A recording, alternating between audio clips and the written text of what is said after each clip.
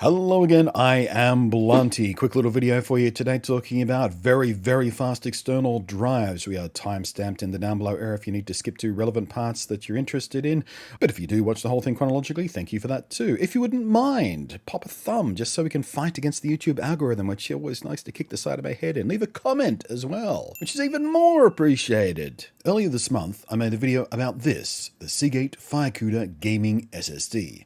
That video was sponsored. This one is not, just so we're all clear on that. In fact, today I'll be looking at one of its competitors, WD's new My Passport SSD, which is a very similar device as the FireCuda Gaming SSD, but from WD, and all smooth and round, instead of Seagate's crispier design. And also, slightly more importantly than the design, while Seagate's costs about 230 smackers for a terabyte of capacity, WD's comes in at 190. That's about 21% cheaper. But there is a catch. It is only half as fast, but we'll come back to that. Before we get there, we have to talk about getting the most out of either of these new generation of USB drives when you haven't just literally built a brand new PC. And that's because the USB 3.2 port they need to max out on is pretty new itself, only really becoming a thing consumers commonly need to think about in the last year or so, especially in the case of the FireCuda, which uses the absolute fastest flavor of USB 3.2, the Gen 2 x2 variant. If you would like to find out how pissy I am about the naming structure of USB 3.2 and its various generations, I ranted about that in the FireCuda video, so you can go back to that and check it out if you like. Now, when I was preparing for the Seagate video, because my motherboard is 3 years old, being a first generation TX40 board for my 1950X Threadripper CPU, it predates the USB 3.2 Gen 2 x2 interface that I'd need to actually hit the maximum potential of this device. To solve for that, I got myself hooked up with a Gigabyte product made explicitly for this issue.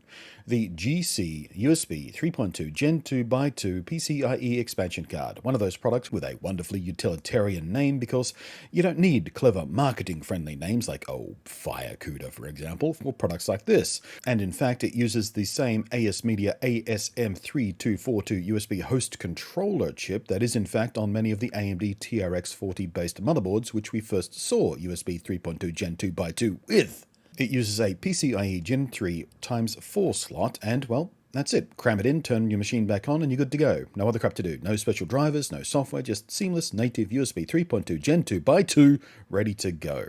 Aside from that, there's nothing else you need to know. Trusted brand, easy install, seamless use, solved.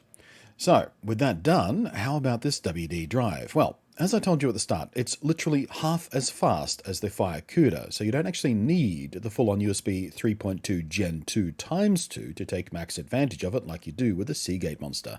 It only uses USB 3.2 Gen 2. And I say only uses, but let's put that in perspective. The previous generation of this product line used USB 3.2 Generation 1, which means it capped out at, and I quote the marketing materials, a blazing fast speed of a comparatively slow 540 megabits per second. This critter, though, nearly doubles that and caps out at a theoretical max of 1050 megabits per second. While of course the Seagate one has a 2 in front of 3 more digits.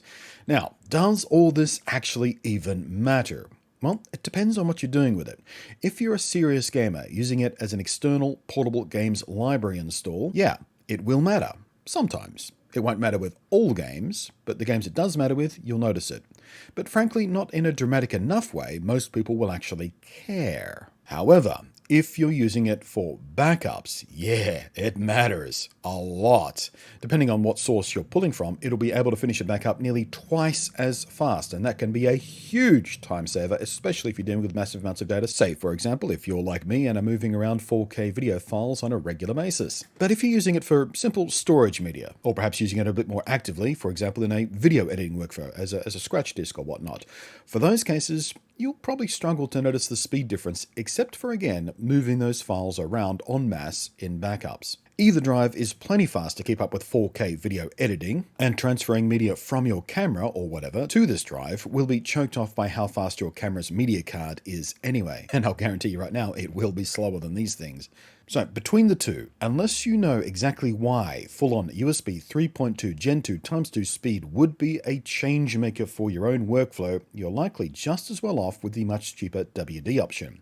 The exception I'd make to that advice is if it's going to travel a lot, as the build quality on the Seagate is noticeably more robust, being of course metal and not plastic like the WD is. Which also does make the Seagate significantly heavier, but frankly at this size it's not in any way you'll actually notice once you pop it in your bag. It's only when you've got one in each hand you'll even notice it. That said, WD do rate theirs as drop resistant to nearly 2 meters, so it's not exactly fragile. There are of course no moving parts in a solid state drive. All up though, as a guy who routinely moves many large piles of bits and bytes around, seeing drives like this start to come to market is nothing but happy, warm feelings, because man, of all the things I do in my workflows, moving buttloads of video files and game installs around is the most tedious part by far. So anything that can make that go faster is golden by my standards.